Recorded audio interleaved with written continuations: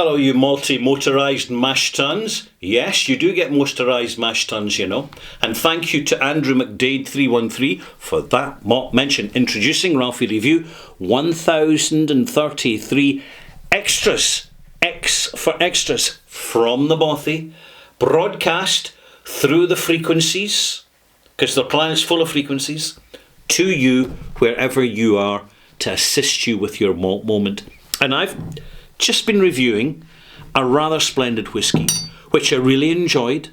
It wasn't expensive, but it was really good quality, and I'm going to enjoy the next pour, and I'm going to enjoy it until the bottle is finished. The challenge for me is to make it last. It's a sherry bourbon matured Mortlach, and it's unchill filtered, natural colour, and bottled at 48.2%. It's from a smaller, a medium-sized, independent bottler of Scotch single malt whiskies called Signatory Vintage. And by and large, they've got a good solid reputation, as confirmed by their winning status at the online Scotch Whisky Awards. oswa.co.uk. If you go there and you want to know what kind of whisky to buy, what brands to buy, you'll find the information as selected by the online democratic vote process. My goodness, they should try democratic voting in the real world of politics. You never know, things might improve. Moving swiftly on. Back to whiskey. When we start with whiskey, we're given a glass by somebody else. It's not as if we go out and we buy a bottle of single malt, and we'll look at it in shelves because it tends to be up in the top shelves, and we know it's a luxury product, and we know it's because we're told it's got lots of flavour in it. But it's really on a birthday or a Christmas, New Year, some festival, Diwali, another festival, where people are likely to pour a glass of whiskey or a spirit, and the majority will just flood it with Coca-Cola, and they're happy because the purpose is to have a sugar hit and get pished. That's what it is. And hey, I'm not belittling it in any way. I mean, I did that when I was a kid, but I soon got over it. I soon improved my health and improved my aspirations in life, and this is a challenge for everybody. It's to wake up in the morning and say, what can I do better in my life today that I didn't do yesterday? Very few people kind of approach that, and that challenge. And in the whiskey context, well, what we do is we're in a bar, we're at a wedding, we try a glass of whiskey neat. And if we really don't like it, probably because it's in a tumbler, right, we'll add some water to it. And if we still don't like it, we'll add more water and we'll add ice. And then perhaps the bar person will recommend a slice of lemon. Or if you decide on a second one, they'll say to you, do you want a Coke in that? They never tomato juice, by the way. It's always Coke. Because Coke smothers a lot of stuff. Many people don't like whiskey because they find it, on first taste, to be bitter. The reason's simple. Particularly in the modern world, the majority of what we consume in foodstuffs, being designed to sell more and make more profit for the food producers, is loaded with sugar and other sweeteners. It is a fact, by the way, that we're increasingly seeing food, well, they call it food, which is highly processed. They add sugar to it, and then they add sweeteners in with the sugar, because people's sweetness tolerance has grown. It's like a drug addiction. People get more tolerant to drugs. People get more tolerant to sweetness, so they need it even more sweet. And this is why there's so much heavy investment in artificial sweetener development and high fructose corn syrup, which is really not good for you. It really, really isn't. You have this explosion of diabetes, for which the cure is, of course, insulin, except it's not a cure. It's a medication to help deal with the symptoms. because the symptoms are well understood but never mentioned, because you'll make more profit when you keep people sick. That's the fact of it. And you also, importantly, you disempower people. They lose their own gravity when you create the dependency, and you foster sickness in people. And diabetes, a precursor for heart disease.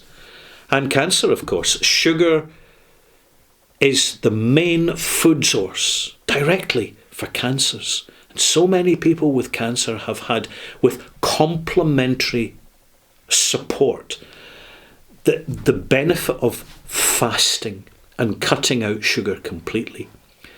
It's remarkable, and I've known a few people that have had cancer, and one of the byproducts of their recovery, because they have recovered because they fought it, is that they decided once they'd cut sugar out, they never wanted to bring sugar back into their lives again. And so they were cooking and preparing their own meals and adding a little bit of salt and pepper, and that was it.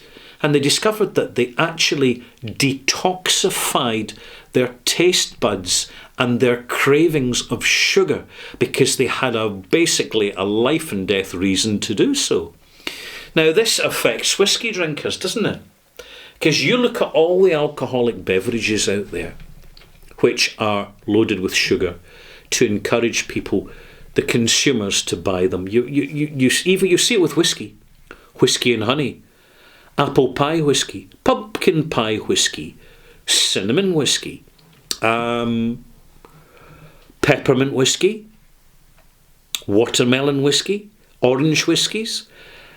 Any opportunity to put in the additional flavours and the sweetness that goes with it, to create liqueurs and semi-liqueurs. In fact, you'll find, by the way, as time goes on, if you're drinking liqueurs, you're actually turned off by the sweetness in liqueurs.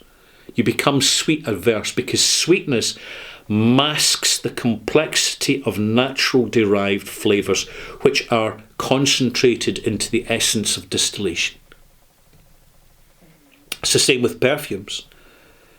The fashion now for modern consumer is sweet perfumes that are sweet and clinging and cloying, and sweet smoke, sweet fruit, sweet confectionery notes. The garbage. But you only come to this conclusion once you've had your personal journey, starting with a blend or two, trying a single malt or two, ideally going to a bar where you can buy by the glass instead of committing to a bottle, and you buy a glass and you have it with a pint of beer, so you're having it with softer, gentler alcohol, and therefore you're rinsing your palate as you're tasting the whiskey, and the malt in the beer complements the malt in the whiskey, and you get more out of it, and you're ideally in a lovely bar with a good atmosphere, with no aggression and no attitude and no loud music and no blaring, overly bright lit televisions shoving out sports narratives, and you can just enjoy discovering. This is it. This is the initial discovery. We never forget that first moment, malt mates. We never ever do. It stays with us. Our first moment, our first true malt moment, which usually we have on our own in unexpected circumstances. And so we go out and we buy a bottle. We don't go to too much expense. In the old days, you just had to take a chance and ask someone who knew, and they'd tell you, oh yes, always get a bottle of Macallan because that's the best.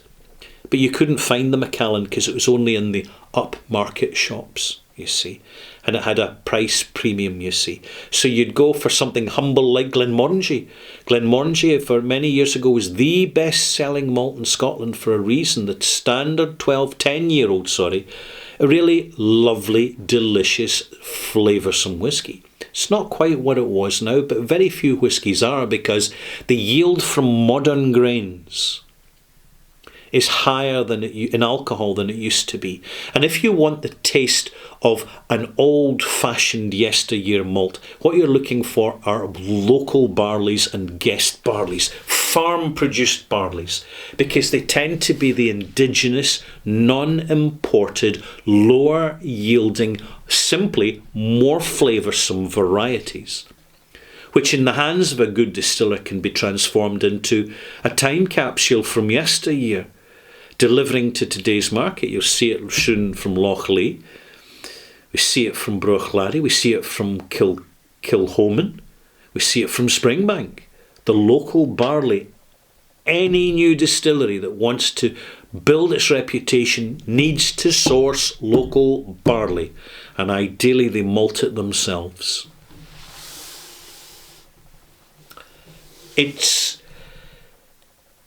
certainly the case that getting the knowledge in the old days, moving on, buying a few more bottles, building up half a dozen bottles. Are you going to have all peat monsters? Are you going to have all sherry monsters? Are you going to have a real pick and mix? At this point, you need to speak to other people. See, in the old days, that was difficult. I mean, that's why I joined a whisky club, Glasgow's Whisky Club, to speak to people who had tried different whiskies.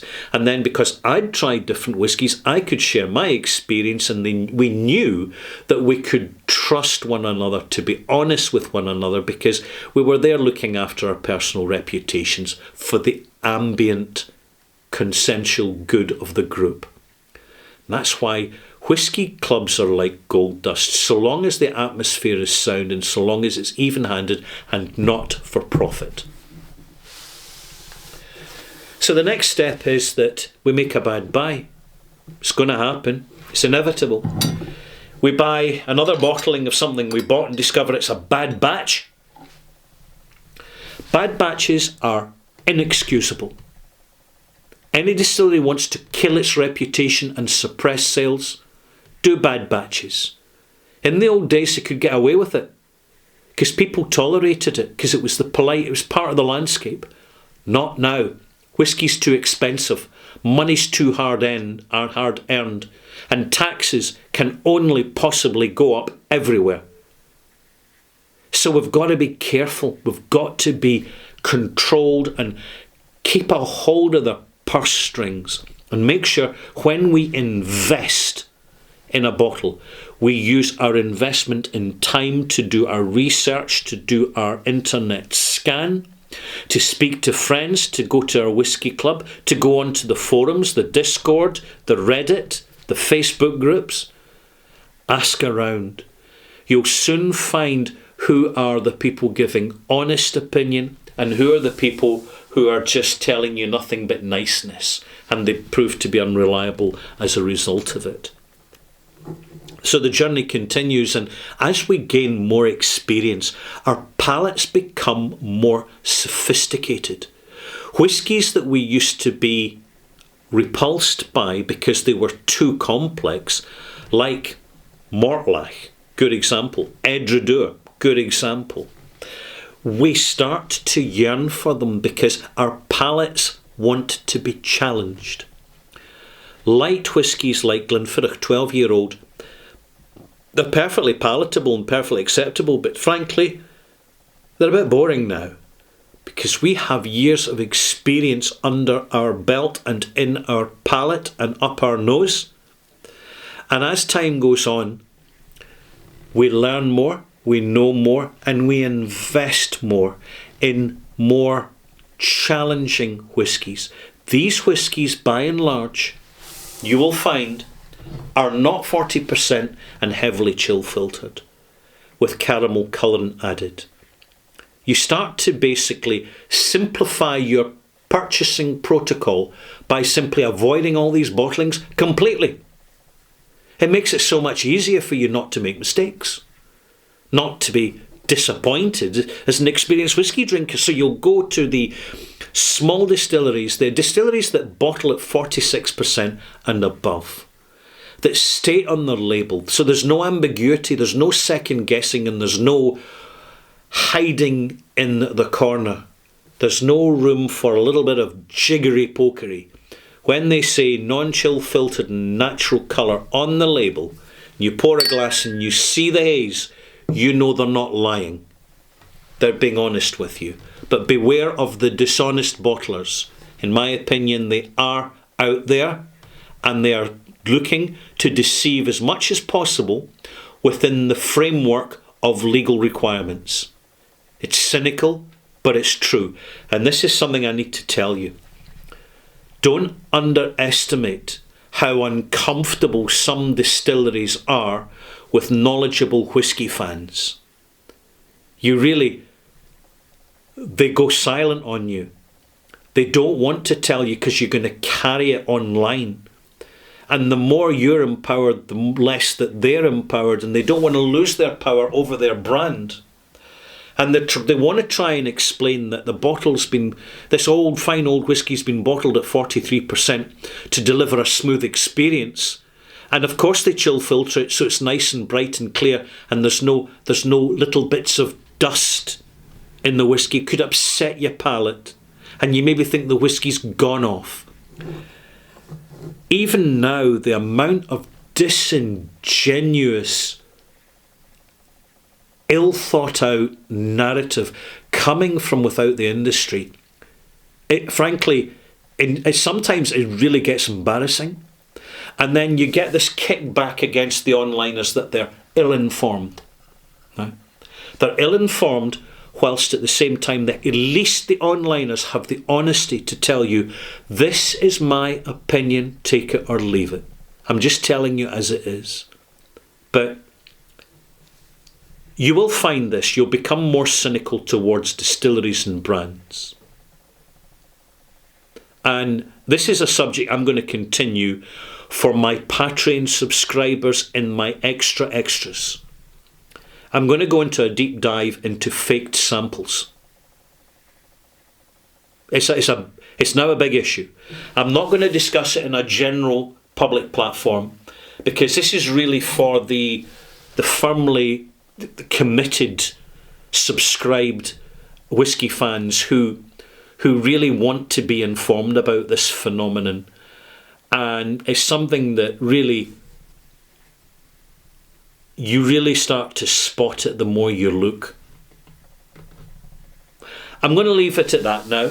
I'm really just informally sharing my opinion to speed up your progress, to speed up your knowledge, because one of my desires is that what took me 40 years to learn, you will learn in 4 years.